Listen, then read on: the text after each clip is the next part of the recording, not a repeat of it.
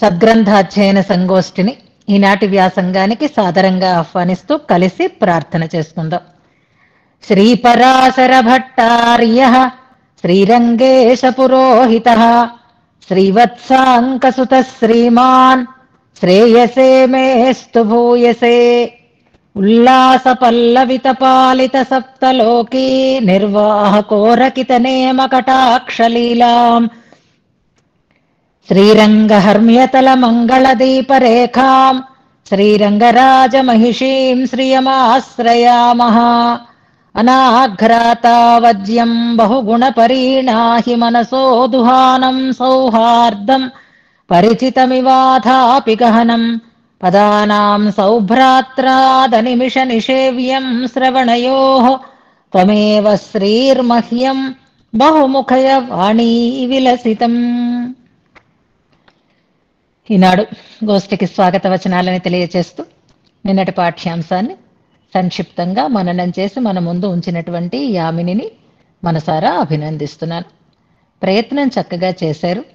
మరీ పెంచుకోకుండా ప్రధానమైనటువంటి అంశాలని చక్కగా వివరించేటటువంటి ఒక శ్రద్ధ అభినందనీయం. శ్లోకాన్ని కూడా చాలా బాగా చదువుదామని ఆమె ప్రయత్నం తెలుస్తోంది. కానీ ఇంకా చిన్న చిన్న దోషాలు ఉన్నాయి. చదివే తీరు బాగుంది, కానీ ఒక్కొక్క చోట దీర్ఘాలు ఉన్న చోట హ్రస్వము అలాగా చిన్న చిన్న గుడులు ఇలాంటివి వచ్చాయి అన్నమాట. కల్పితే అన్నారు, కల్పతే అన్నది కల్పితే. విప్లవ్య అన్న చోట దీర్ఘం పలకడంలో చిన్న తేడా వచ్చింది, విప్లవ్య ఇలాంటివి వచ్చాయి.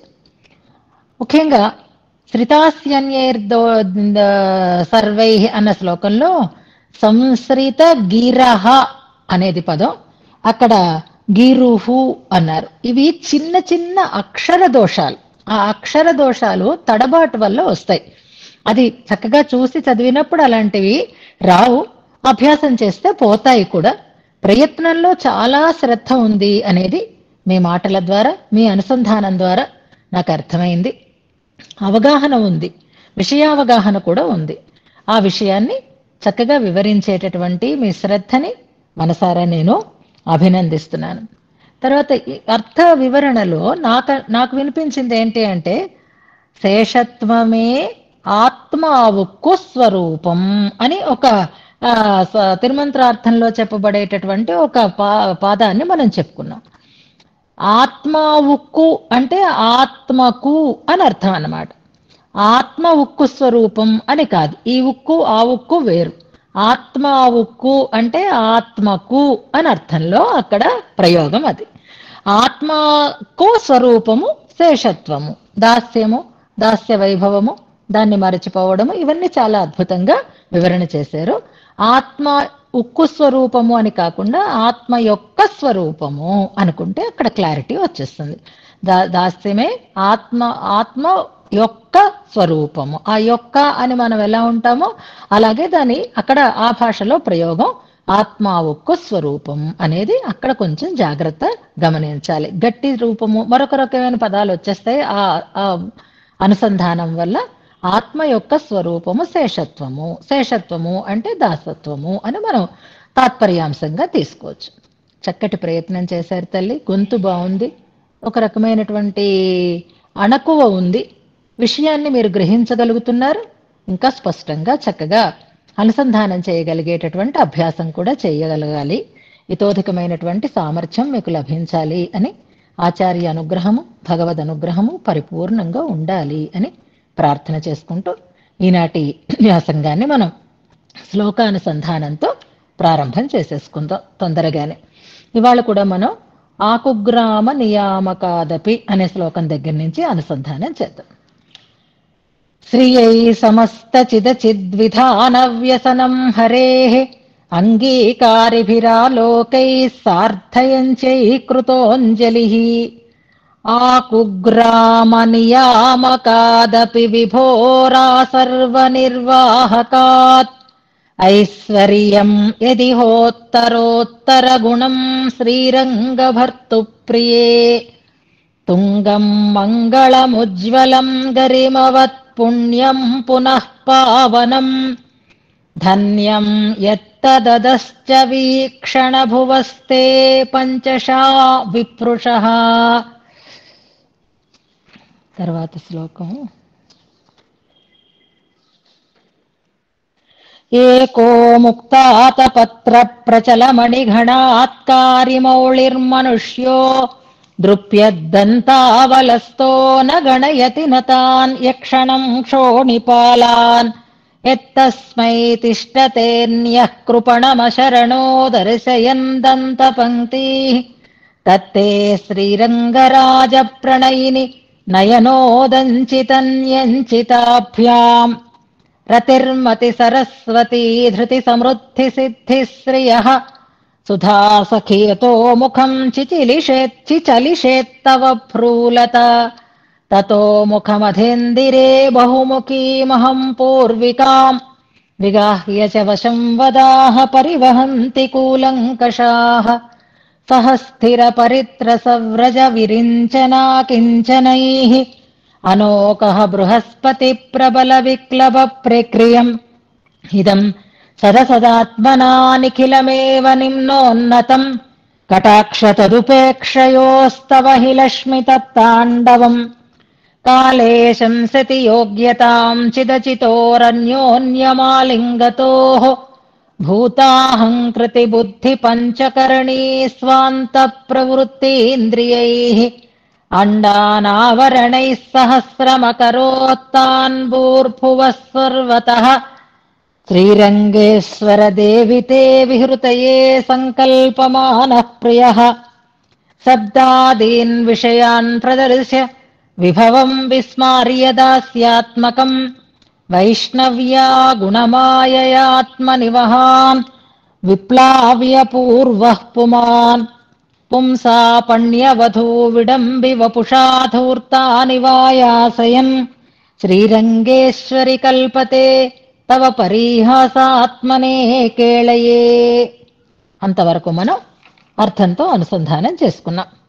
ఇవాళ ప్రమాణ తిరట్టు చెప్తాను, నోట్ చేసుకోండి. తిరువాయుమొழிలోని 2 పాసురాలు, 1 4, 9, 10. 4వ పత్తు 9వ దశకం 10వ పాసురం. నన్నాదార్ మురువలిప్ప అనేటటువంటి దశకం అది. అందులో 10వ పాసురం. అలాగే తిరువాయుమొழிలోనే 7, 10, 1. 7వ పత్తు 10వ దశకం 1వ పాసురం. ఇన్బం పయక్క అనేటటువంటి దశకం. ఆ పాసురమే చదవాలి, మొదటి పాసురమే. ఇది కాకుండా మనకి శరణాగతి గద్యంలో 5వ చూర్ణికలో వరుసగా లీలా విభూతి, నిత్య విభూతి, లీలా విభూతి గురించి కూడా సంబోధన ఉంటుంది. వైకుంఠ కలిగినటువంటి వాడు అని పరమయోగి వాంగ్మనసా అనేటటువంటి వాక్యం అనుసంధానం చేయాలి. ఇంకా మనం అనుసంధానం చేయవలసినవి చాలా ఉన్నాయి. ఇవాళ శ్లోకాలు కురత్తాళ్వాన్ వైకుంఠస్తవంలో ఉండేటటువంటి 5-6 శ్లోకాల యొక్క సమాహారం అన్నమాట. 40వ శ్లోకం దగ్గర నుంచి 45వ శ్లోకం వరకు కూరత్తాళ్వాన్ ఎలా వివరించారో వాటన్నింటినీ ఇందులో ఈ ఒక్క శ్లోకంలోనే మనకు వివరణ చేస్తున్నారు భట్టర్ వారు. సమయాన్ని బట్టి ఆ శ్లోకాలని అనుసంధానం చేసుకుందాం. ఇవాళ కొన్ని, రేపు కొన్ని అయినా తప్పకుండా అనుసంధానం చేసుకుందాం సమయానుకూలంగా. శ్రీవైకుంఠస్తవంలో 40వ శ్లోకం దగ్గర నుంచి 45వ శ్లోకం వరకు అని జ్ఞాపకం పెట్టుకుందాం. సమయానుకూలంగా మనం అనుసంధానం చేసుకుందాం. ఇవాళ, రేపు, ఎల్లుండి పంచుకొనైనా సరే అనుసంధానం చేసుకుందాం. Very good. కులకం అనేది గుర్తొచ్చిందా లేదా? కులకం అంటారు, 5ంటికి ఒకటే అన్వయం అని మనం చెప్పుకున్నాం. వెరీ గుడ్, చాలా సంతోషం. ఇప్పుడు మనం పాఠ్యాంశాన్ని ప్రారంభం చేసుకుందాం. ఇవాళ మనం పరమపదానికి వెళుతున్నాం. బెంగపడకండి, మళ్ళీ వచ్చేస్తాం. నచ పునరావర్తతే అనేది నిజంగా వెళ్ళినప్పుడు. కానీ ఇప్పుడు భట్టర్ వారితో వెళుతున్నాం. వారు మనకి ఒక లైవ్ వీడియో చూపిస్తున్నారు. శ్రీరంగరాజస్తవం కానీ ఇలాంటి అద్భుతమైనటువంటి దర్శనాలు కానీ ఇప్పుడు కాదు, 900 సంవత్సరాల క్రిందట అని అనుకుందాం మనం. 1000 సంవత్సరాలు భగవద్ రామానుజులవి అని అనుకుంటాం కాబట్టి అయిపోతే 900 పైన సంవత్సరాల క్రిందట ఉన్నారు భట్టర్ వారు అని అనుకుందాం మనం.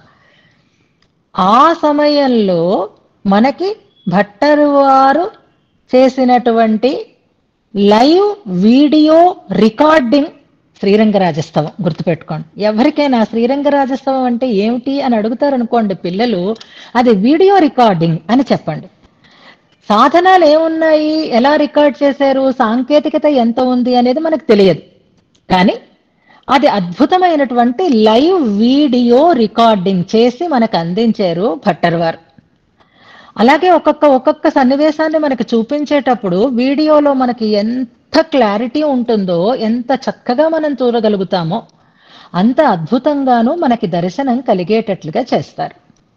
ఇవాళ చూడడానికి వీలు కాని ఒక స్థానాన్ని, ఒక వైభవాన్ని మనకి వర్ణిస్తున్నారు ఇందులో. అదే పరమపదం. దాన్ని మనం తెలుసుకోబోతున్నాం. ఎలాగా అంటే తెలియనిది అని తెలుసుకోబోతున్నాం అన్నమాట. అంతే, చెప్పడానికి వీలు లేనిది అని. ప్రత్యక్షంగా చూడలేదు, ఇప్పుడు మాటలతో చెప్పాలి, ఆ మాటలకి కూడా అందనిది అని అంటున్నారు ఇందులో. అలాంటి ఒక అద్భుతమైనటువంటి శ్లోకాన్ని ఇవాళ మనం అనుసంధానం చేసుకోబోతున్నాం. ఇక 19-20 శ్లోకాలలో అమ్మ ఆనందం కోసమే స్వామి ఈ సృష్టి చేస్తున్నాడు అని అనుకున్నాం. ఆ రెండింటిని ఒక గుత్తిలాగా తీసుకున్నాం, ఒక జంటలాగా మనం తీసుకున్నాం. అమ్మ విహారం కోసం, అమ్మ వినోదం కోసం అని అనుకున్నాం. అందులో ప్రధానంగా వైష్ణవ మాయతో విముఖులైనటువంటి వారిని ఎలా ప్రవర్తింపచేస్తున్నాడో తెలుసుకున్నాం. చక్కటి ఒక ఉదాహరణ ద్వారా మనకి తెలియచేశారు. ఆనందం ఉందని భ్రమపడి, ఆయాసపడి, చివరికి ఏదీ పొందకుండా ఉండేటటువంటి స్థితి అనేదాన్ని చెప్పారు. విభవం విస్మార్య అన్న చోట ఆత్మలకు ఉండేటటువంటి విభవాన్ని మరిచేటట్లుగా చేసి, దాస్యాన్ని మరిచేటట్లుగా చేసి అని అనుకున్నాం, కరణాలని సరిగ్గా ఉపయోగించుకోక. విభవం విస్మార్య అనేది వేశ్య దగ్గర అయితే వాళ్లల్లో ఉండేటటువంటి ఆ అందచందాలకో నాట్య విలాసాలకో ఏం చేస్తారు, తమకుండేటటువంటి ధనాన్నంతటినీ వాళ్ళ మీద ఖర్చు పెట్టేస్తారు. అంటే విభవం విస్మార్య, ఎంత ఖర్చు పెడుతున్నామో, ఎలా ఖర్చు పెడుతున్నామో అనేటటువంటి ఆలోచన లేకుండా నోట్ల కట్టలు ఇలా విసురుతూ ఉంటారు చూసారా, నోట్లతో ఇలాగా ఇది చేస్తూ ఉంటారు చూసారా, ఇది విభవం విస్మార్య. అయ్యో ఇది విభవం, దీన్ని జాగ్రత్త పెట్టుకోవాలి అనేటటువంటి స్మృతే లేకుండా. ఇలా ఇంకా చాలా వివరాలు చెప్పుకోవచ్చు, మనకి టైము ఉండట్లేదు. ముఖ్యంగా మనం వైష్ణవ్య గుణమాయయ, మాయా వైభవాన్ని తెలుసుకోవాలి అంటే ఆ మాయలో అందరూ పడిపోతారు, ఒక్క పరమాత్మ తప్ప. పరమాత్మకే మాయ లోబడి ఉంటుంది అనేదాన్ని మనం తెలుసుకుందాం. దాని గురించినటువంటి ఒక శ్లోకం ఉంది, అది మన వ్యాఖ్యానంలో ఉంది, ఏదో ఒక వ్యాఖ్యానంలో ఉంది, ఎందులోనో నాకు గుర్తులేదు, రాఘవాచార్య గారి దానిలోనో లేకపోతే అన్నంగరాచార్య స్వామివారి దానిలోనో ఉంది.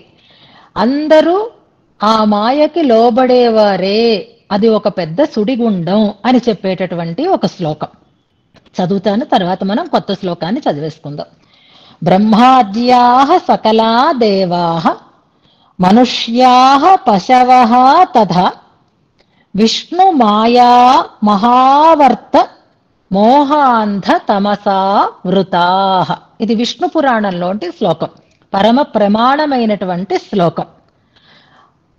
బ్రహ్మాద్యాః సకలా దేవాః, బ్రహ్మాదులైనటువంటి గొప్ప దేవతలందరూ, మనుష్యాః పశవః తథా, మానవులు జంతువులు కూడా, విష్ణుమాయా మహావర్తం, ఆవర్తం అంటే సుడిగుండం, విష్ణుమాయ అనేటటువంటి ఓ పెద్ద సుడిగుండంలో పడిపోతున్నారు. ఎందుకు అంటే వెలుగుంటే చూసుకుంటారేమో కానీ వెలుగు కనపడడం లేదు. మోహ అంధ తమసా వృతాః, మోహాంధ తమస్సులు, మోహము చేత అనేటటువంటి ఒక చీకటి, ఆ చీకటిలో వాళ్ళు సుడిగుండంలో పడిపోతున్నారు. మనం కూడా మన జీవితాలని అలాగే వ్యర్థం చేసుకుంటున్నాము. అలా కాకుండా దీన్ని సద్వినియోగం చేసుకోవాలి అని నిన్నటి శ్లోకం ద్వారా మనకొక సూచనని చేశారు. ఇప్పుడు మనం 21వ శ్లోకాన్ని అనుసంధానం చేసుకోబోతున్నాం.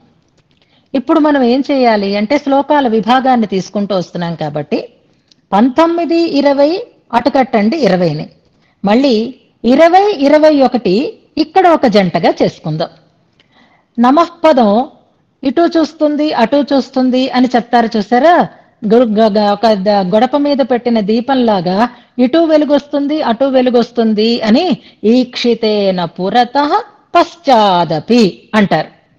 ఓం నమః నమో నారాయణాయ రెండు రకాలుగాను కలుపుతాం. అలాగే ఇప్పుడు 20వ శ్లోకం ఉంది చూసారా, 20వ శ్లోకం 19తో కలిపితే ఒక విషయం, 20వ శ్లోకాన్ని 21వ శ్లోకంతో కలిపితే ఒక కాన్సెప్ట్ కింద మనకు వస్తుంది. 19, 20 అంటే లీలా విభూతి సృష్టి, ఆ అమ్మ యొక్క విహారం కోసము వినోదం కోసము అని అర్థాన్ని ఇచ్చేటట్లుగా ఆ రెండింటిని మనం పెట్టుకుంటాం. ఇప్పుడు మనం 20, 21 ఈ రెండింటిని, ఒకటి లీలా విభూతి గురించి చెప్తోంది, ఒకటి నిత్య విభూతి గురించి చెప్తోంది. ఈ రెండు శ్లోకాలు ఉభయ విభూతి వైభవాన్ని తెలియచేస్తున్నారు. ఉభయ విభూతులు అమ్మ కోసమే అనే విషయాన్ని చెప్తున్నారు అని అనుకుందాం. అంచేత 20వ శ్లోకాన్ని ఇటు చేర్చుకుందాం అటు చేర్చుకుందాం. అక్కడైతే కేవలం లీలా విభూతి, ఇటు చేరిస్తే రెండు విభూతులు. ఉభయ విభూతులు అమ్మ కోసమే, అమ్మకి ఉపయోగపడడం కోసమే. అమ్మకి భోగ్యము నిత్య విభూతి అయితే అమ్మకి లీలా విభూతి అనే దాన్ని చెప్తున్నారు. ఆ రెండిటికే ఉభయ విభూతులు అంటే లీలా విభూతి నిత్య విభూతి, ఇది కామన్ గా.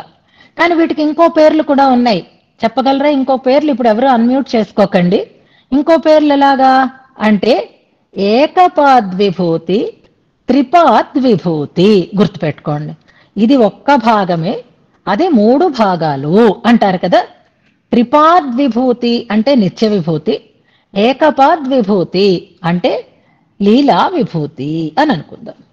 వెనుకటి శ్లోకంలో లీలా విభూతి యొక్క వినోదాన్ని చెప్పినటువంటి భట్టర్ వారు, అమ్మా అది కాదు, ఈ నిత్య విభూతి కూడా తవ కృతే అంటూ ప్రారంభం చేస్తున్నారు. శ్లోకాన్ని అనుసంధానం చేసుకుందాం. యద్దూరే మనసో యదేవ తమసః పారే యదత్యద్భుతం యత్కాలాదపచేళిమం సురపురీ యద్గచ్చతో దుర్గతిః సాయుజ్యస్య యదేవ సూతిరథవా యద్దుర్గ్రహం మద్గిరాం తద్విష్ణోః పరమం పదం తవ కృతే మాతః సమామ్నాశిషుః.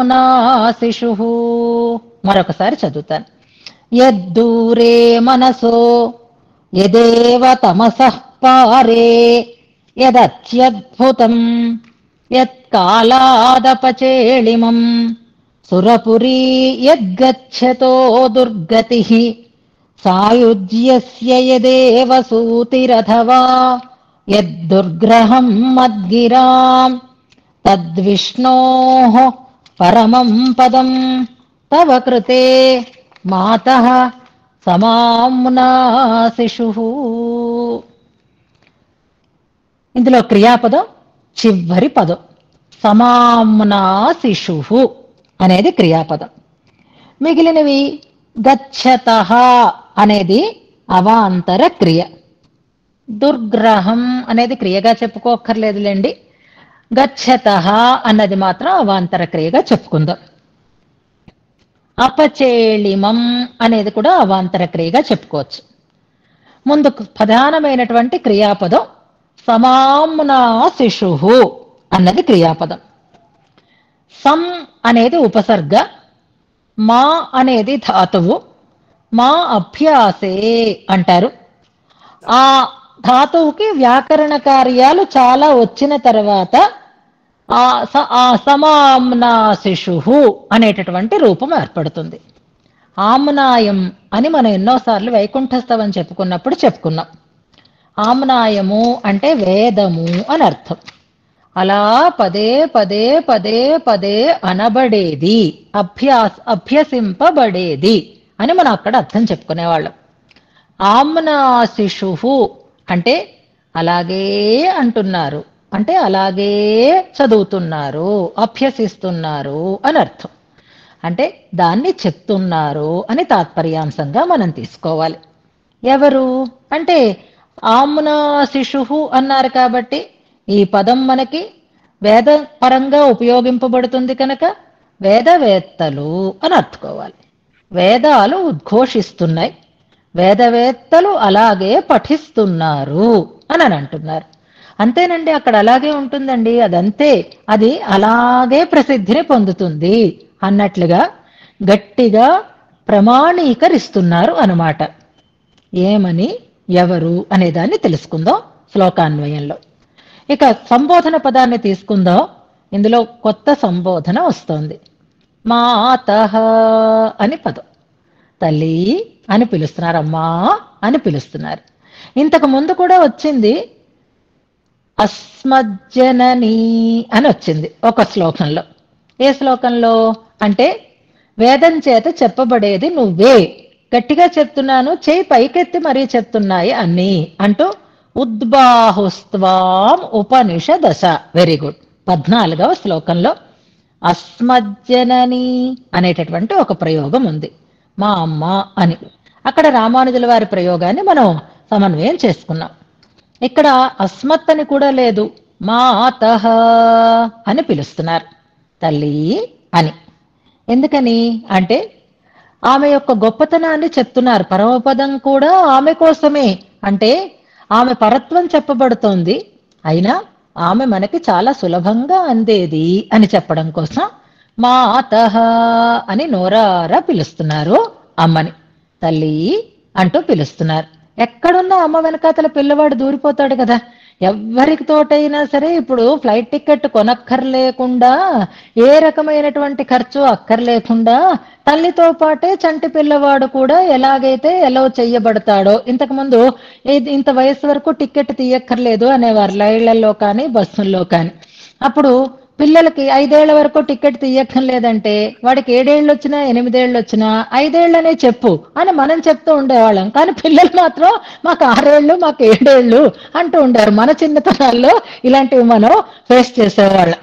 పిల్లలకి తక్కువ వేసి చెప్పుకోవడం ఇష్టం ఉండేది కాదు, కానీ అయ్యో టికెట్ ధర అర టికెటో ఏదో ఉండేది కదా ఇది వరకు, అలాగా ఉంటూ ఉండేది. కానీ చంటి పిల్లలకైతే అసలు ఆ గొడవే లేదు, ఆ తల్లి ఎత్తుకుని వెళ్ళిపోతుంది ఎక్కడికైనా సరే.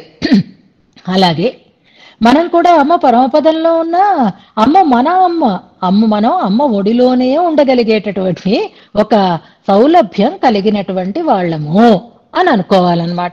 మీరందరూ శ్రీరంగనాథ సంభావన గోష్ఠిలో అన్వయించిన వారందరూ కూడా చాలా కృషి చేశారు, చాలా సమయాన్ని దీనికోసం వెచ్చించారు, మీ బుద్ధిని ఉపయోగించారు, శ్రమ పడ్డారు, ప్రయత్నం చేశారు, పరీక్షలో పాల్గొన్నారు.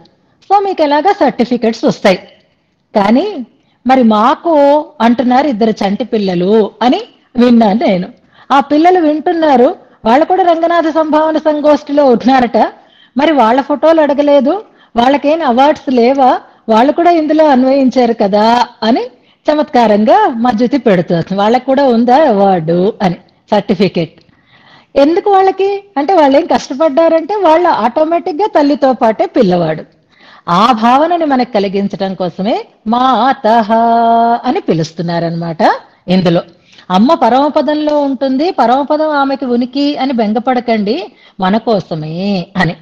ఆమెకి అది మనకి ఆమె మనికిని చెప్తున్నారు అంటారు. శ్రీనివాస రామానుజం గారి వ్యాఖ్యానం కూడా మీకు నేను PDF పెట్టాను ఈ మధ్యనే, మొదట అందలేదు కానీ. అందులో కొన్ని పదాలు, వారి భాష చాలా బాగుంటుంది. రామచంద్రాచార్య స్వామి వారిది అయితే అద్భుతంగా ఉంటుంది ఆ తెలుగు పదాల ప్రయోగం, ఆ భాషే వేరు.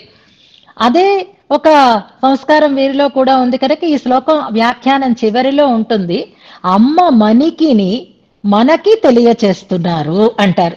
మనికి మనకు రెండిటికి చూడండి తేడా, ఒక్క అక్షరంలో చిన్న తేడా వచ్చినా అర్థాలు మారిపోతాయని అనుకున్నామే. మనికి అంటే నెలవు అని అర్థం, నివాసము అని అర్థం.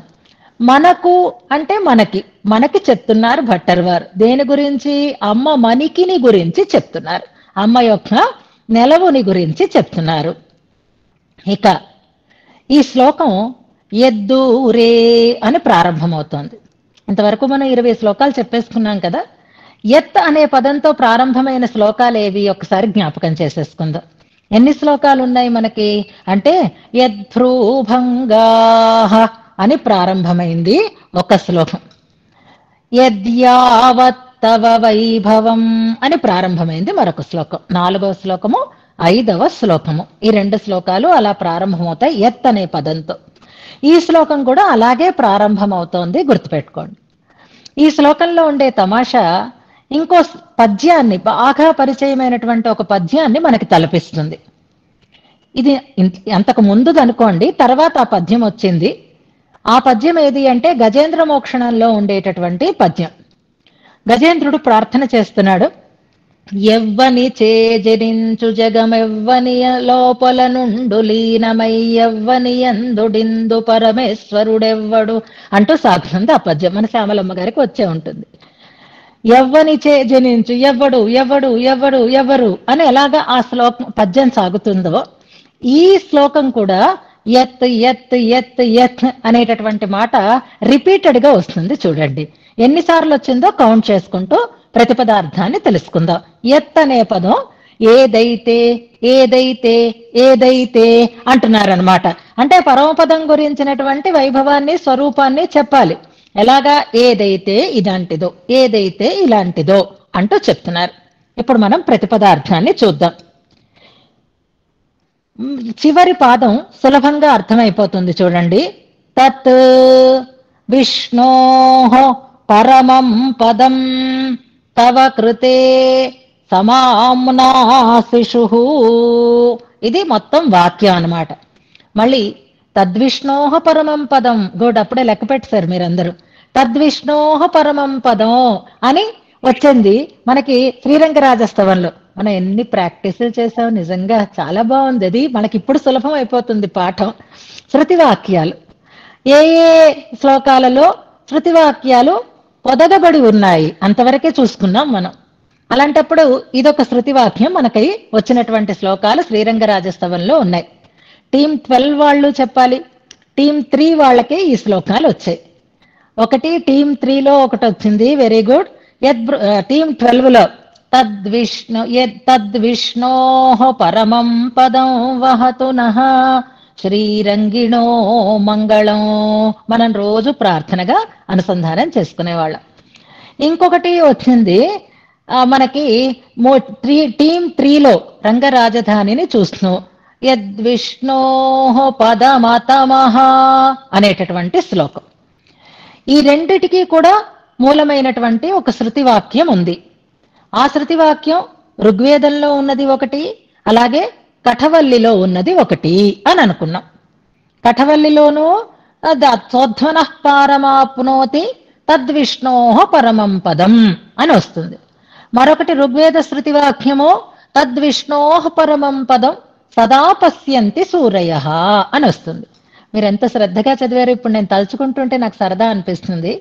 ఒకరు చెప్తే ఇంకొకరు చెప్పొచ్చు కదా అని కూడా పంచుకున్నారు ఆ 2 టీముల వాళ్ళు. అడిగినప్పుడు 2 ప్రమాణాలు ఉన్నాయి కాబట్టి ఇందులోదని ఒకరని చెప్దాం, అందులోదని ఒకరని చెప్దాము అని కూడా అనుకున్నాం మనం. మళ్ళీ ఇప్పుడు అదే ప్రయోగం ఈ శ్లోకంలో వస్తోంది. తద్విష్ణోః పరమం పదం, అది అని అర్థం. అంటే శృతివాక్యమే ఇది, పొదగబడింది. అది ఏదైతే ఏదైతే ఏదైతే అని చెప్తూ వచ్చారు. ఇక్కడ తవ కృతే అని వస్తోంది. విహృతయే అన్నారు కిందటిసారి. తవ కృతే నీ కొరకు అని. నీ కొరకు అంటే నీదే అని అర్థం. ఇదిగో ఐస్ క్రీమ్ తెచ్చాను నీ కోసం అన్నాం. ఈ ఐస్ క్రీమ్ నీదే అన్నాం. రెండిటికి పెద్ద తేడా లేదు కదా. అలాంటి ప్రయోగమే తవ కృతే, నీ కొరకే పరమపదం అంటే నీదే పరమపదం అని. సమామ్నాశిషుః, వేదాలు వేదవేత్తలు ఉద్ఘోషిస్తున్నారు, గట్టిగా చెప్తున్నారు, పఠిస్తున్నారు అని ఆఖరి వాక్యాన్ని తెలిసేసుకుందాం. ఇప్పుడు 3 పాదాలలో పరమపదం తాలూకు వైభవం చెప్పబడుతోంది. మొట్టమొదట ఎలా ప్రారంభిస్తున్నారు అంటే యద్దూరే మనసః అంటూ ప్రారంభిస్తున్నారు. దూరే పారే, 2 పదాలు రైమింగ్ ఉంది. ఇవాళ శ్లోకంలో అన్ని చాలా తమాషాలు చాలా ఉన్నాయి చూడండి. దూరే పారే అని 2 పదాలు ఉన్నాయి. యత్ ఏదైతే, మనసహ దూరే మనస్సుకి దూరము, దూరే స్పృహ అని మనకి ఇంతకు ముందు కూడా ఈ ప్రయోగం వచ్చింది ఒక శ్లోకంలో. యద్యావత్తవ వైభవం తదుచిత స్తోత్రాయ దూరే స్పృహ అనుకుంటున్నాం. ఇక్కడ మనస్సుకి దూరం అంటున్నారు, మనసులకి దూరము అంటున్నారు. మనసహ దూరం, ఎవరి మనస్సులకి అని చెప్పటం లేదు, అది మనం వ్యాఖ్యానంలో తెలుసుకుందాం. మనస్సుకి అందనిది మొట్టమొదటి లక్షణం. పరమపదం అంటే మనస్సులకి అందనిది, మాటలకి కాదు, మనస్సుకి కూడా అందదు. వాంగ్ మనస అగోచరం అని అనుకోవాలి. ఎవరి మాటలకి అందదండి అని మనం స్పెసిఫిక్ గా ఇక్కడ చెప్పటం లేదు భట్టర్ వారు. రామానుజుల వారైతే స్పెసిఫై చేశారు, ఎవరి మాటలకి అందదో చెప్పారు. కానీ భట్టర్ వారు అలా చెప్పటం లేదు, ఎవరి మనస్సులకి అందనిది అనే అర్థంలో మనం ఇక్కడ తీసుకోవాలన్నమాట. మనసహ కామన్ గా చెప్తున్నారు. అంటే ఎంత గొప్పవారైనా మనసా కూడా అందుకోలేని, వేదం కూడా అప్రాప్య మనసా సహ అంటారు కదా, అలాగే మనసహ అంటున్నారు ఇందులో. భగవద్ రామానుజుల వారు వైకుంఠ గద్యం చెప్పినప్పుడు చెప్పారు వైకుంఠ వైభవాన్ని, శరణాగతి గద్య చెప్పినప్పుడు ఇందాక ఒక చూర్ణిక గురించి మన 5వ చూర్ణికలో చెప్పారు అని అనుకున్నాం. అక్కడ పరమయోగి వాంగ్ మనసా అపరిచ్ఛేద్య అంటూ చెప్తున్నారు. అలాగే వైకుంఠ గద్యం చెప్పినప్పుడు బ్రహ్మాదీనాం వాంగ్ మనసా గోచరే అంటారు. బ్రహ్మాదులకి కూడా వాక్కుకి మనస్సుకి అందనిది అని. భట్టర్ వారు ఆ వర్డ్ తీసేశారు. ఎందుకండి మళ్ళీ వాళ్ళని పెట్టుకోవడం టైం వేస్ట్, ఎవ్వరి మనస్సుకి అందదు అని దాని యొక్క విలక్షణతని చెప్తున్నారు. యద్దూరే మనసో, మనస్సుకి అందనిది, మహనీయులకి మనస్సుకి కూడా అందనటువంటి వైభవం కలిగినది ఒకటి. తమసహ పారే యదేవా, ఒక ఎత్తు అయిపోయింది, ఇప్పుడు యదేవ అని ప్రయోగం వస్తుంది. గమనించండి, యదేవ అనే పదం ఇందులో 2 సార్లు వచ్చింది. ఎత్తని కూడా ఉంది, ఎత్తులోనూ కలుపుకోండి. ఆ ఎత్తని అనకుండా ఏవ అంటున్నారు. ఈ ఏవకారం ఎప్పుడు వస్తుందో దాన్ని అవధారణార్థకం అని మనం చెప్తున్నాం. అవధారణార్థకంగా చెప్తారు, అంటే అదే అని నిశ్చయం చేసి చెప్పడం అన్నమాట. అలాగే ఇక్కడ యత్ తమసహ పారే ఏవ అని మనం పెట్టుకుందాం. ఏదైతే తమసహ పారే, తమస్సుకి ఆవలిని ఉన్నది, తమస్సుని దాటి ఉన్నది అని అర్థం అన్నమాట. పారం అంటే ఒడ్డు కదా, ఆ తమస్సుకి పారమునందు అంటే తమస్సుకు అంటకుండా ఉన్నది అని అర్థం. మనం ఈ పరమపదం వైభవాన్ని తెలుసుకోవాలి అంటే ఇలాగే తెలుసుకోవాలి, చూడలేదు కానీ దాని యొక్క స్వరూపాన్ని చెప్తున్నారు. తమసహ, తమస్సు, నిన్న ప్రకృతి తత్వాలన్నీ మనం చెప్పుకున్నాం కదా, ప్రళయంలో అన్నీ ఒక దాంట్లో ఒకటి ఒక దాంట్లో ఒకటి ఒక దాంట్లో ఒకటి లీనమైపోతూ ఉంటాయి. చివరికి తమస్సు, తమస్సు పరమాత్మలో లీనమైపోతుంది. తమః పరే దేవే ఏకీ భవతి అని అంటారు. అంచేత తమస్సు ఆవరించి ఉన్నంత వరకు గుణాత్మకమైనది, తమస్సుకి ఆవల ఉన్నది శుద్ధ సత్వమయమైనది. ఇంత కష్టంగా చెప్పుకోవద్దు. అందుకే పోతనామాచ్యుల వారి పద్యాలు మనకి రావాలి, సులభంగా చెప్పేస్తారు. పెంచీకటి కవ్వల అంటారు, అంతే. ఆ పెంచీకటికి అవ్వల, పెద్ద చీకటి, అదే తమస్సు. ఇక్కడ తమస్సు అనేసరికల్లా రజస్సు తమస్సు 2 మనకు వస్తాయి. గుణ సంబంధము లేకుండా ఉన్నది, త్రిగుణాత్మకమైనది కానిది అని మనం చెప్పుకోవాలి. ఇందాక మనం శ్రీరంగరాజస్తవంలో శ్లోకం చెప్పుకున్నాం చూసారా, యద్విష్ణోః పదమతమః, అక్కడ రజస్తవ గుణాన్ని కూడా చెప్తున్నారు. అలాగా తమసః పారే ఏవ ఏవ అని నిష్కర్ష చేయటంలో మిగిలినటువంటి మహానుభావుల లోకాలన్నీ తమస్సు గుణత్రయాత్మకములై ఉంటాయి. రజస్తమస్సులతో కూడినవి అయి ఉంటాయి సృష్టిలో చేరినవి కనుక. కానీ ఈ పరమపదం మాత్రం తమస్సుకి ఆవల ఉండేది అవుతుంది అని అంటున్నారు. కాబట్టే పారేయేవ నిర్ధారణ చేస్తున్నారు. అక్కడ రజస్తమస్సులు అంటేటటువంటి అవకాశము లేనిదిగా ఉంటుంది. సత్యలోకాదులు కూడా త్రిగుణాత్మకములు అయితే పరమపదం మాత్రం కేవలము శుద్ధ సత్వమయము, తమస్సుకి అంటదు అంటే తమస్సుకి ఆవల ఉండేది అని చెప్తున్నారు. ఏదేవ ఇక్కడ ఏవకారం దేనికి అంటే ఈ స్పర్శ దానికి ఎప్పుడూ ఉండకుండా ఉంటుంది అనేదాన్ని స్పష్టం చేస్తూ యత్ అత్యద్భుతం. ఏం చెప్తున్నారు మరి? మాకేం అర్థం అవుతుందండి? అద్భుతంగా ఉంటుందండి, బ్రహ్మాండంగా ఉంటుందండి, ఓహ్ చాలా గొప్పగా ఉంటుందండి. ఇలా చెప్తే మాకేం తెలుస్తుంది అంటే అలా చెప్తేనే తెలుస్తుంది. యత్ అత్యద్భుతం, అత్యద్భుతం. అద్భుతం అంటేనే ఆశ్చర్యాన్ని కలిగించేది అని అర్థం. ఇది అద్భుతాన్ని మించినటువంటి అద్భుతం అని అంటున్నారు. అతి అద్భుతం అన్నమాట. అంటే ఆశ్చర్యాలని మించినటువంటి ఆశ్చర్యం. ఇప్పుడు మనం మన దేశంలో ఉన్నాం, విదేశాలు తిరగడానికి వెళుతున్నాం. ఎందుకు వెళుతున్నాము అంటే ఇక్కడికంటే అక్కడేవో విశేషాలు ఉన్నాయి, అద్భుతాలు ఉన్నాయి, చూడడానికి బాగుంటాయి. అందుకే టూర్లు వెళుతూ ఉంటాం మనం. అబ్బాయి ఎంత బాగుంటుందో అమెరికాలో, ఎంత బాగుంటుందో జపాన్లో, ఎంత బాగుంటుందో జర్మనీలో, ఇలాగా ఏవేవో మనం అనుకుంటూ ఉంటాం. అద్భుతం అనుకోండి, అద్భుతం అనుకోండి అని అంటూ ఉంటాం. అలా మీరు ఏ ఏ లోకాలకి వెళ్ళారో, ఇంద్రలోకం కానీ, చంద్రలోకం కానీ, బ్రహ్మలోకం కానీ, ఇవన్నీ కూడా అద్భుతాలే. చాలా విశేషంగా ఉంటాయి, ఆశ్చర్యకరంగా ఉంటాయి, దాంట్లో కూడా విలక్షణతలు ఉంటాయి. కానీ వాటికంటే కూడా మించినటువంటి అద్భుతం అన్నమాట. వాటికంటే కూడా ఆశ్చర్యాన్ని కలిగించేది, క్షణక్షణం క్షణక్షణం కొత్తగా ఆశ్చర్యాన్ని పుట్టించేది ఏదైతే ఉంటుందో దాన్ని అత్యద్భుతం అని అంటారు. అలా ఉంటుంది వైకుంఠం. వైకుంఠ గద్యంలో మనం ఆ అద్భుతాలన్నింటినీ అనుసంధానం చేసుకుందాం. యదత్యద్భుతం. ఇక యత్ కాలాదపచేళిమో, ఇది జాగ్రత్తగా గుర్తుపెట్టుకోవాలి.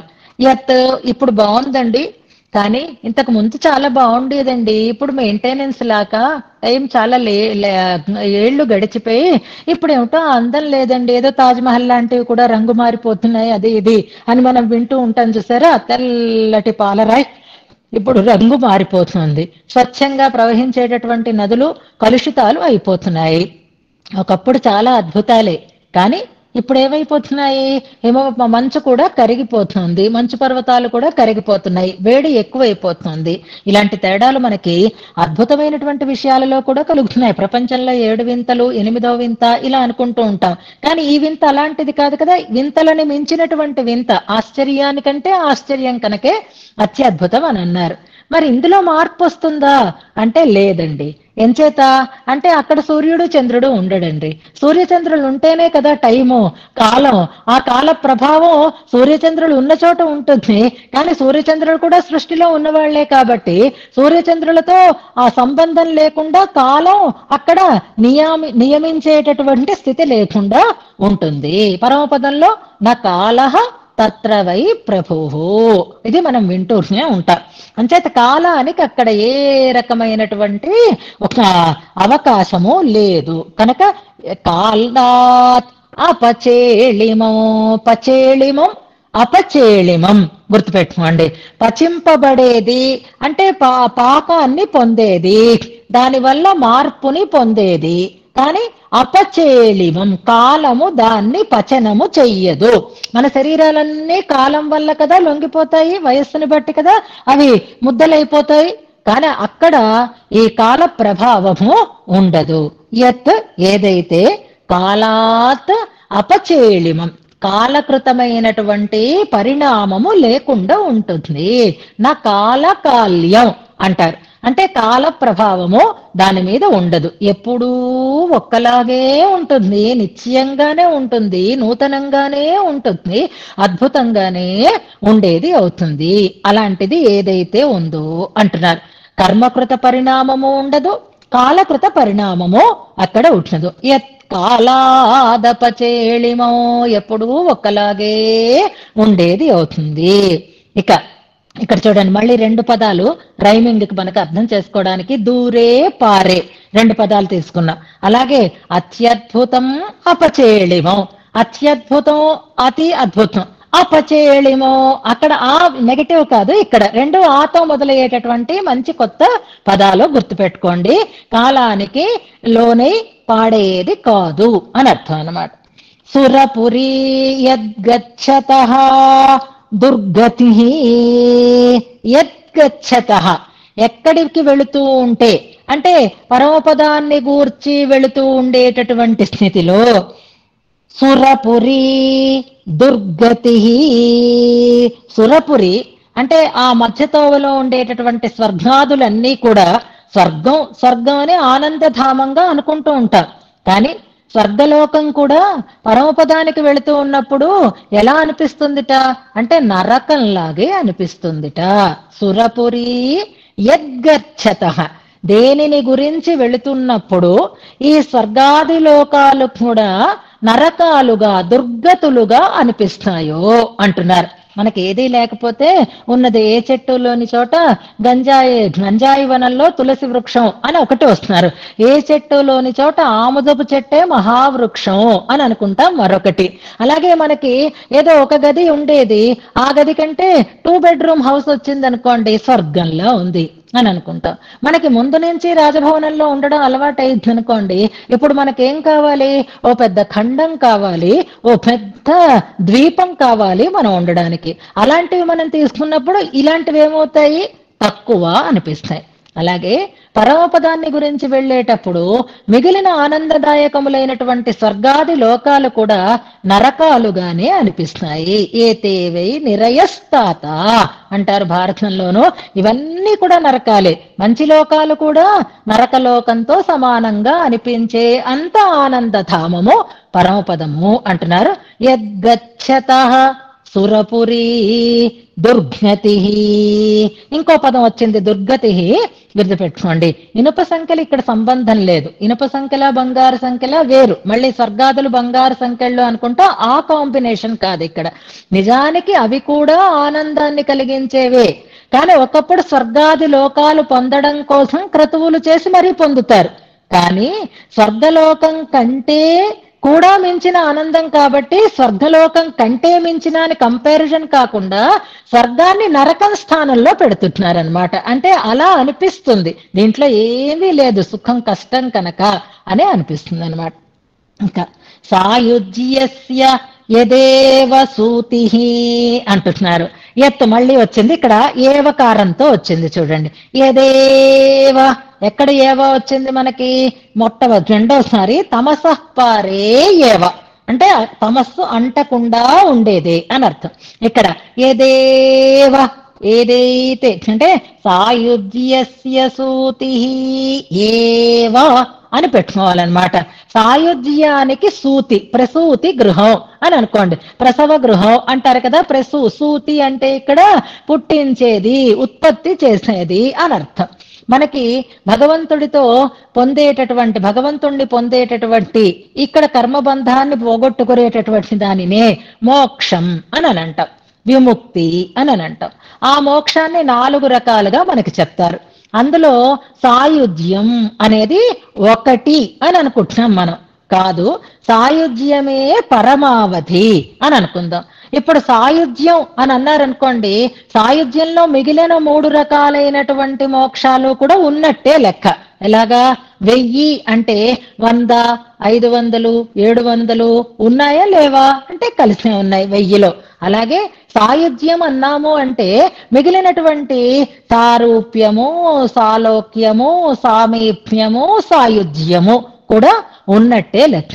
మిగిలినవి ఇంకా ఎక్కడైనా తాత్కాలికంగానైనా దొరుకుతాయేమో కానీ సాయుజ్యం అయితే మాత్రం పరమపదంలోనే దొరుకుతుంది. ఇంకా వివరించుకుందాం మనం. అందుకే సాయుజ్యస్య యదేవ సూతి, అక్కడ తప్ప ఈ సాయుజ్య రూపమైనటువంటి ఆ మోక్షము మనం పొందగలిగేది కాదు అంటున్నారు. సాయుజ్యం అంటే ఐక్యం అని అనుకుంటాం, దైవ సాయుధ్యాన్ని పొందేరు అని మామూలుగా అందరూ ప్రయోగిస్తూ ఉంటారు. భగవంతునితో ఏకమైనారు అని అనుకుంటాం. సాయుధ్యం అంటే ఆయన నువ్వు ఏకమైపోవడం అనేటటువంటి పద్ధతి కాదు అంటున్నారు మన వాళ్ళు. గుర్తుపెట్టుకోండి, ఇది వైకుంఠస్థవం అని చెప్పుకున్నప్పుడు చాలా వివరంగా మనం అనుసంధానం చేసుకున్నాం. అక్కడ వ్యాఖ్యానంలో కూడా ఉంటుంది. సయుక్ అంటారు. సయుక్ భవతి. సాయుధ్యం అంటే సయుక్ భవతి. అందుకే ఇంత కష్టం అక్కర్లేకుండానే గోదా అమ్మవారు మనకి పాసురాల్లో, చివరి పాసురాలలో చెప్పినటువంటి మాట అది.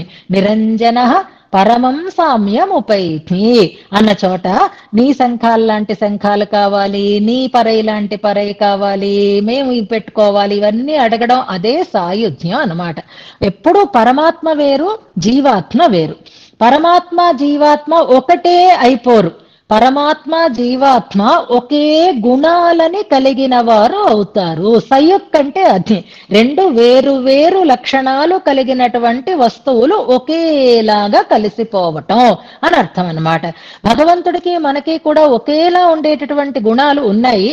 ఆయన ఎప్పుడూ తెలిసి ఉంటాడు, మనం మరిచిపోయి తెలియకుండా ఉంటాము. మనకి 8 గుణాలు ఉన్నాయి, ఆయనకి 8 గుణాలు ఉన్నాయి. అపహత పాప్మాది గుణములు.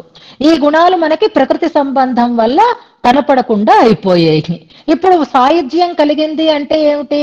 ఆయనలో ఉన్న గుణాలే మనలో కూడా ఉన్నాయి అని తెలిసిందనమాట. అష్టగుణ ఆవిర్భావం అని అంటారు. ఇప్పుడు ఇద్దరు ఒక్కలాగే అయి ఇద్దరు గుణ అనుభవాన్ని చేస్తారు. అందుకే అమ్మ కూడారై వెల్లుం సీర్ అనే అద్భుతమైన పాసురాన్ని మనకి శాస్త్రీయమైనటువంటి విషయాన్నే మనకక్కడ తెలియజేస్తుంది. అదే సాయుధ్య రూపమైనటువంటి మోక్షం. అందరం కలిసి అనుభవిద్దాము, నీతో కలిసి అనుభవిద్దాము అని అంటుంది. అలాగే ఈ జీవుడు కూడా కళ్యాణ గుణ అనుభవాన్ని భగవంతుడితో కలిసి చేస్తాడు అంటారు. దాన్నే సాయుధ్యము అని చెప్తున్నారు. సాయుధ్యస్య యదేవ సూతి. బాగుందండి. ఇప్పటి వరకు మనకంతా చాలా గొప్పగా తెలియబడేది. ఏదైతే ఏదైతే ఏదైతే ఏదైతే అని చెప్పారు. ఇప్పుడు అర్థమైందా పరమపదం అంటే ఏమిటో అని భట్టర్ వారు అడిగారు. అంటే అయినట్టే ఉందండి, గట్టిగా అర్థమైందంటే మళ్ళీ ప్రశ్నలు అడుగుతారు, అందుకని ఏమీ మాట్లాడకుండా ఉన్నాం. భట్టర్ వారికి అర్థమైపోయింది. సరే, ఎందుకు ఇన్ని మాటలు ఎందుకు? ఈ లక్షణాలన్నీ పక్కన పెట్టండి. ఒక్క లక్షణం, గొప్ప లక్షణం నేను చెప్తాను వినండి. ఇదే పరమపదం అంటే ఏమిటో చెప్పడానికి చాలు అంటున్నారు. అథవా అనే ఒక పదం ఉంది చూడండి అక్కడ. అథవా ఇంతెందుకు అన్నట్లుగా అన్నమాట. అథవా అంటే 2 అర్థాలు చెప్పుకోవచ్చు. మరియు అని చెప్పుకోవచ్చు, లేదా ఇంకెందుకు, ఇన్నెందుకు అన్నట్లుగా అన్నమాట. ఇది కాకపోతే అని అర్థంలో. అథవా ఇప్పుడు చెప్తాను, చెప్పండి వినండి. ఇంతకు ముందు చెప్పిన లక్షణాలన్నీ ఒక ఎత్తు అయితే పరమపదం యొక్క వైభవాన్ని చెప్పడానికి ఇదిగో ఈ లక్షణం అసలైన వైభవాన్ని చెప్తుంది. ఏమిటిట అంటే మద్గిరాం దుర్గ్రహం. ఎంత ఈజీగా చెప్తున్నారంటే నా మాటలకి అందనిది. ఇదిటా పరమపదానికి లక్షణం. ఇదేమిటండి సమాష? మద్గిరాం అని కూడా స్పష్టంగా చెప్తున్నారు. గిరాం అంటే కామన్ గా ఇందాక మనసహ అని అన్నట్టు అనుకోవచ్చు, కానీ ఇక్కడ మద్గిరాం నా మాటలకి అని అంటున్నారనమాట. నా మాటలకి కూడా అందనిది అని చెప్పడంలో మామూలుగా మొదట మనస్సుకి అందనిది అని చెప్పారు, ఇప్పుడు మాటలకి అందనిది అని చెప్తున్నారు అని ఒక సమన్వయం చేస్తున్నారు. కానీ అది కాదు, భట్టర్ వారు స్పష్టంగానే చెప్తున్నారు. అథవా ఇంతెందుకు, ఇన్ని మాటలెందుకు, దుర్గ్రహం మద్గిరాం నా మాటలకి కూడా దుర్గ్రహమైనది అంటున్నారనమాట. అదేంటండి అలా చెప్తున్నారు అంటే? భట్టర్ వారు అందరికంటే గొప్పవారు అనే అహంకారం కనిపిస్తుంది కదా. నేను కూడా చెప్పలేనండి అని అంటే, మరి నేను కూడా చెప్పలేను అని అనడంలో నీలో ఉండేటటువంటి గర్వం కనిపిస్తుంది కదా. భట్టర్ వారు ఇలా అంటారేమిటి? మహానుభావుల మనస్సుకే అందనిది అని చెప్పినప్పుడు నా మాటలకి అందనిది అని ఎందుకింత స్ట్రెస్ చేసి మరీ చెప్తున్నారు అని అంటే, దానికి ఒక అద్భుతమైన అందమైనటువంటి కారణాన్ని చెప్తున్నారు. ఇక్కడ కూడా రైమింగ్ వర్డ్స్ ఉన్నాయి చూడండి. దుర్గతి దుర్గ్రహం అత్యద్భుతం అపచేళిమం దూరే పారే దుర్గతి దుర్గ్రహం అని కొంచెం దగ్గరగా రైమింగ్ ఒకలాగే అనిపిస్తోంది పదాలకి.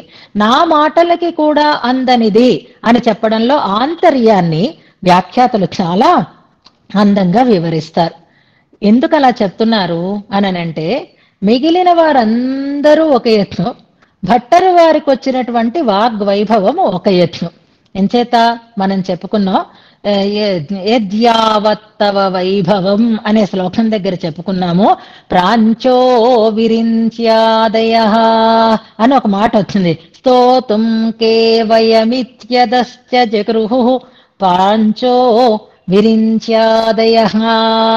బ్రహ్మాదులకి కూడా సాధ్యం కాలేదు, మేమే స్తోత్రం చేస్తాము అని అంటూనే స్తుతించారు అని అన్నారు. అక్కడ మనం ఏం చెప్పుకున్నాము? బ్రహ్మాదులకు ఉండేటటువంటి వాగ్వైభవము స్వప్రయత్న లబ్ధము, కానీ తమకుండేటటువంటి వాగ్వైభవము అమ్మ అనుగ్రహ ఫలితము అని అనుకుంటున్నాం. అమ్మ యొక్క చూపు పడడం చేత, అమ్మ యొక్క అనుగ్రహం మూలంగా కలిగినటువంటి వైభవం కనుకే అమ్మ తనని తప్పకుండా చూసింది అనే, స్వామి నీకంటే గొప్పగా అమ్మని చెప్తాము విను అని ప్రతిజ్ఞ చేసేశారు కదా భట్టర్ వారు. అంచేత మద్గిరాం అని అనడంలో అర్థం ఏమిటి అంటే, ఇది సామాన్యమైనటువంటి వాక్కులు కావు, అమ్మ కటాక్ష లబ్ధములైనటువంటి వాక్కులు ఇవి. ఈ వాక్కులకి కూడా అందకుండా ఉంటుంది అని అంటేనే దానికి ఉండేటటువంటి అతిశయమేదో తెలుస్తుంది అని చెప్తున్నారు. ఇది విశేషం, గర్వంగా చెప్పుకోవటం లేదు.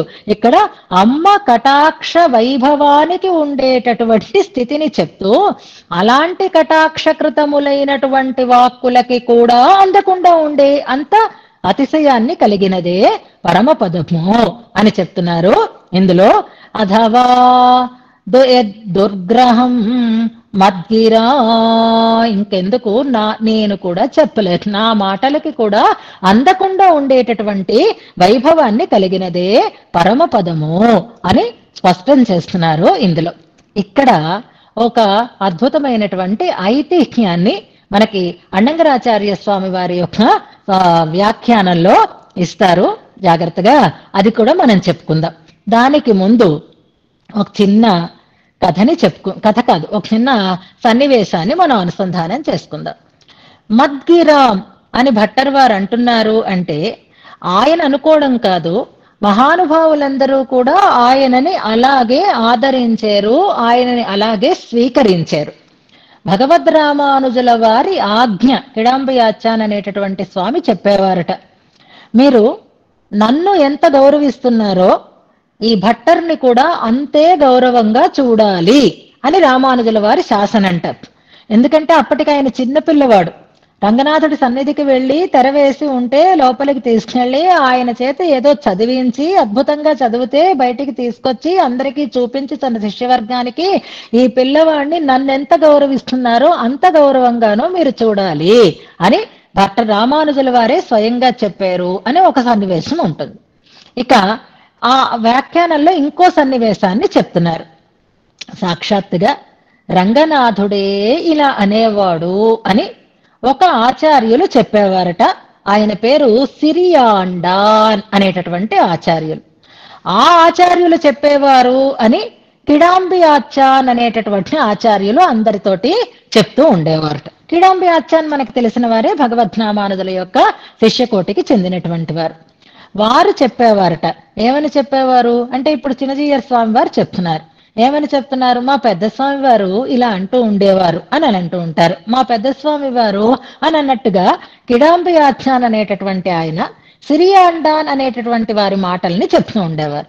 సిరియాండాన్ కూడా ఏమని ఎవరి మాటల్ని చెప్పారు అంటే, పెరుమాళ్ళు కూడా సాక్షాత్తుగా ఇలాగే భావించేవాడు అని ఆయన చెప్తూ ఉండేటటువంటి మాటలు. ఎవరి విషయంలో? భట్టర్ వారి విషయంలో.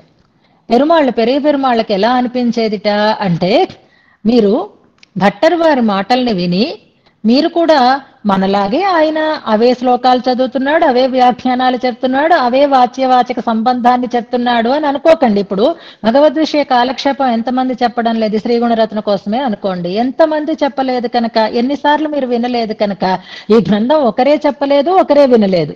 కానీ భట్టర్ వారు అద్భుతంగా చెప్పారు అని మనం అనుకుంటూ ఉంటే ఏమిటండి విశేషం? పెద్ద మేము విన్నామండి ఆ వీడియో, ఏముంది నేను చెప్పిన మాటలే వాళ్ళు చెప్పారు, పుస్తకంలో ఉన్న మాటలే అందరం చెప్తాం కదా అని ఆ వ్యక్తి యొక్క వైభవాన్ని మనం ఒప్పుకోం. అలా అనుకోకండి ఎప్పుడు అని పెరుమాళ్ళు చెప్పేవారట పెద్దలందరికీ కూడా. భట్టర్ వారు చెప్తే ఉండేటటువంటి అందమే వేరు అనేవారట. అనేవాడు స్వామి భావించేవాడు అని సిరియాండాన్ స్వామి అనేవారట. ఆ మాటని కిడాంబియాచ్చాన్ అందరికీ చెప్పేవారు, గుర్తు చేసుకునేవారు అనమాట. ఏమని చెప్పేవాడు రంగనాథుడు అంటే, ఇదిగో నా ఎదురుగా స్తంభం ఉంది, ఈ స్తంభాన్ని ఎవరైనా దాని గురించి చెప్పమంటే వాళ్ళు దాని స్తంభం అన్నారనుకోండి, మిగిలిన వాళ్ళందరికీ కూడా ఏమని అర్థమవుతుంది అంటే అది కదలలేని ఒక కొయ్య అని మాత్రమే అర్థమవుతుంది. స్తంభం అన్న మాటే ఉంది, తూన్ అంటారు తమిళంలో.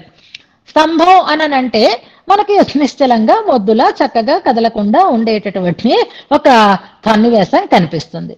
దాన్ని భట్టర్ వారు చెప్పారనుకోండి, చెప్తే అది ఎలా అనిపిస్తుంది అంటే అందంగా శాఖలుగా విస్తరించి చిగర్చి పూచి చాలా పచ్చగా ఉండేటటువంటి ఒక చెట్టులాగా కనిపిస్తుంది. అంటే ఆ స్తంభాల్లో ఉండే అందం చూడకుండా అందులో ఉండేటటువంటి నిస్సారత్వాన్ని కామన్ గా చూస్తాం మిగిలిన వాళ్ళు చెప్తే. ఏ గ్రంథాలైనా అంతే, గుర్తుపెట్టుకోండి. మహనీయుల దగ్గర మనం ఉపదేశాన్ని తీసుకుని వివరాన్ని తెలుసుకుంటే మనకి దాని మీద ఇష్టము, ఆసక్తి, దాంట్లో ఉండే భావస్ఫూర్తి, దాంట్లో ఉండేటటువంటి వ్యంగ్యార్థాలు ఇవన్నీ తెలిస్తే ఆ గ్రంథం మీద మనకి ఇష్టం కనిపిస్తుంది. కొంతమంది చెప్తూ ఉంటే ఇన్న ఇష్టం కూడా పోతుంది, దాంట్లో ఉండేటటువంటి అందం కూడా తెలియదు, ఎందుకు బాబోయ్ ఈయన పాల పడ్డాము అన్నట్లుగా ఉంటుంది. దానికి ఒక ఎగ్జాంపుల్ చెప్తున్నారు. స్తంభము అంటే అది కొయ్య అని, దాంట్లో ఉండేటటువంటి అంతో ఇంతో అందం కూడా తెలియకుండా ఒక దాన్ని చాలా పేల్గా అర్థమయ్యేటట్లుగా ఉంటుంది మిగిలిన వాళ్ళు ఏ గ్రంథాన్నైనా చెప్తే, ఏ విషయాన్నైనా చెప్తే. కానీ భట్టర్ వారు చెప్పారనుకోండి, లేని కొత్త అందాలు దాంట్లో మనకి కనపడేటట్లుగా ఉంటాయి. అది భట్టర్ వారికి ఉండేటటువంటి కవితా వైభవం, వాగ్వైభవం అని పెరుమాళ్లే భావించేవారట. అందుకని అందరూ వేరు, భట్టర్ వారు వేరు. అందరూ ఆయన్ని మేము చెప్తున్నాము, ఆయన చెప్తున్నాడు, విశేషం ఏమిటి అని మాత్రం అనుకోకండి అని చెప్పేవారట. అందుకే మద్గిరాం దుర్గ్రహం ఎందుకలా చెప్పగలుగుతున్నాడు అంటే అది అమ్మ యొక్క కటాక్షం వల్ల వచ్చినటువంటి వాగ్వైభవం కనుక. ఇక్కడ ఒక సన్నివేశం చెప్తాను. భోజరాజు, కాళిదాసు కథలు మనకి ఎన్నో రకాలైనటువంటి కథలు ఇదివరకు చెప్తూ ఉండేవారు ఇంట్లో పెద్దవాళ్ళు. భోజరాజు గారు కవులని ఆదరించేవారు, విద్వాంసులని ఆదరించేవాడు. ఆయన దగ్గరికి ఎవరొచ్చినా సరే అందంగా కవిత్వం మాత్రం చెప్పాలి. చెప్తే ఆయన వాళ్ళకి అడిగినంత కానుకలని ఇచ్చి పంపిస్తూ ఉండేవాడు. ఆయన దగ్గరికి ఒక బీద బ్రాహ్మణుడు వెళ్ళాలి అని అనుకుంటున్నాడు. రాజుగారి దగ్గరికి వెళితే కండిషన్ ఏంటి అంటే కవిత్వం చెప్పాలి. కానీ ఈయనకి కవిత్వం రాదు, కానీ డబ్బులు కావాలి, బహుమానాలు కావాలి. ఎలా అని మదన పడుతున్నాడు. కాళిదాసు గారిని కలిశాడు. పర్వాలేదులే వెళ్ళు, నీకు ఎలా తోస్తే అలా చెప్పు, ప్రయత్నం చేయి మరి అని అన్నాడు. ఈ కవిగారు కాదు, కవిగారు భోజరాజు గారి ఆస్థానానికి వెళ్ళారు. వెళ్ళి ఆయనకి తన ప్రతిభని చూపించాలి, కవిత్వంలా చెప్పాలి కదా. మనం కూడా కవితలు రాస్తూ ఉంటాం, పద్యాలు రాస్తూ ఉంటాం. అలాగే కష్టపడి ఏదో కూర్చుకున్నాడు ఆయన. వెళ్ళి రాజుగారిని ఇప్పుడు కవిత్వం చెప్పడం చదవండి ఓ పద్యం అన్నాడు. అంటే ఆయన ప్రారంభం చేశాడు. భోజనం దేహి రాజేంద్ర ఘృత సూప సమన్వితం అని చెప్తున్నాడు ఆయన. మొదటి పదం భోజనం దేహి రాజేంద్ర, భోజనాన్ని ఇయ్యవయ్యా ఓ రాజా. ఎలాగా అంటే ఘృత సూప సమన్వితం, పప్పు నెయ్యితో కూడినటువంటి అన్నము ఇవ్వు అని కష్టపడి రాసుకున్నాడు 2 లైన్లు. వింటున్నాడు కాళిదాసు గారు అక్కడే ఉండి, బాబోయ్ ఈయన ఇలా చెప్తే బహుమానం కాదు కదా, అవమానం కలుగుతుంది అని అన్నాడు. ఇది కాదు కవిత్వం, నేను దీన్ని పూర్తి చేస్తాను అని అన్నాడు. ఇదే భావంలో వెళ్ళాలి. కానీ ఘృత సూప సమన్వితం అయింది కదా. ఇప్పుడు కాళిదాస్ గారు మిగిలిన 2 పాదాలు పూర్తి చేసి ఆయనకి ఇచ్చాడు, నువ్వు అవి చదువు అని. ఏమిటవి అనంటే పెరుగుతో కూడా ఉండాలి అని అర్థం అన్నమాట. పెరుగుతో కూడా ఉండాలి అంటే ఇలాగే భోజనం దేహి అన్నట్టుగా దధి కూడా ఇయ్యి అనేదో కామన్ గా రాసి వచ్చు నిస్సారంగా. కానీ కాళిదాస్ కదా, అలా ఎందుకు రాస్తారు? మాహిషంచ శరశ్చంద్ర చంద్రికాధవళం దధి అని తర్వాత 2 పాదాలు పూరించి ఉన్నాయి. మాహిషంచ అంటే గేదె పెరుగు కావాలి, శరశ్చంద్ర చంద్రికాధవళం అని అంటే శరత్కాలపు చంద్రుని యొక్క తెల్లతనం కలిగినటువంటి తెల్లటి గడ్డ పెరుగు అని చెప్పాలి. ఇది కదా కవిత్వం అంటే. మాహిషంచ శరశ్చంద్ర చంద్రికాధవళం దధి అని ఆ శ్లోకాన్ని పూర్తి చేశాడు. వెళ్ళి ఈయన చదివాడు. అంటే భోజరాజు గారికి అనుమానం వచ్చేసింది, ఎవరు రాశారు అని అడిగాడు. అంటే సగం నేను సగం కాళిదాసు గారు రాశారు అన్నారు. రెండిటికి తేడా లేదు. భోజనం దేహి రాజేంద్ర ఘృతసూప సమన్వితం, ఛందస్సు సరిపోయింది, భావం సరిపోయింది. అడిగాడు కానీ ఏముంది అందులో? ఏమీ లేదు, నిస్సారంగా ఉంది. తర్వాత పెరుగుతో కూడా అన్నాడు, అంతే. మాహిషంచ శరశ్చంద్ర చంద్రికా ధవళం దధి. ఇదనమాట విశేషమైనటువంటి వాగ్వైభవం అంటే. అది అందరికీ లభించేది కాదు. అందుకే దుర్గ్రహం మద్గిరాం అనడంలో భట్టర్ వారికి ఉండేటటువంటి ప్రత్యేకత అలాంటిది అంటారు. అది కూడా అమ్మ ఆ పరమపదం కూడా ఎవరి కోసము అంటే తవ కృతే. అలాంటి తద్విష్ణోః పరమం పదం తవ కృతే ఇది సమామ్నా శిశుః, నీ కోసము అని గట్టిగా చెప్తున్నారు. వేదాలు ఘోషిస్తున్నాయి, వేదవేత్తలు పఠిస్తున్నారు అంటూ నిత్య విభూతి కూడా అమ్మ కోసమే అయి ఉన్నది అనేదాన్ని ఈ శ్లోకం ద్వారా తెలియచేస్తున్నారు. అందుకే వీటికే మనం ప్రమాణాలుగా కూరత్తాళ్వాను వైకుంఠ ధామంలో వైకుంఠ స్తవంలో 5-6 శ్లోకాలలో ఏ విశేషాలు చెప్పారో అవన్నీ ఈ ఒక్క శ్లోకంలోనే వచ్చేటట్లుగా భట్టర్ వారు అందంగా అనుగ్రహించారు. మనం వీడియో షార్ట్ 2 పెట్టుకుంటున్నాం చూసారా, అలాగా కూరత్తాళ్వాన్ వైకుంఠస్తవంలో చెప్పినది పెద్ద వీడియో అయితే భట్టర్ వారు ఈ శ్లోకంలో చెప్పినది పరమపదం గురించి షార్ట్ అన్నమాట. అందులోనే మొత్తం కీలకం అంతా ఉంది. ఆ శ్లోకాలలో ఉండేటటువంటి పదాలే ఇందులో కూడా వస్తాయి. మన సమయాన్ని బట్టి ఆ శ్లోకాలు ఇక్కడ ఉండేటటువంటి పదాలు కూడా తెలుసుకునే ప్రయత్నం చేసుకుంటూ ముందుకు సాగుదాం. ముందుగా ఈ శ్లోకాన్ని ఉపదేశాత్మకంగా అనుసంధానం చేసుకుని ఇందాక చెప్పుకున్న ప్రమాణ తిరట్టుని అనుసంధానం చేసుకుందాం.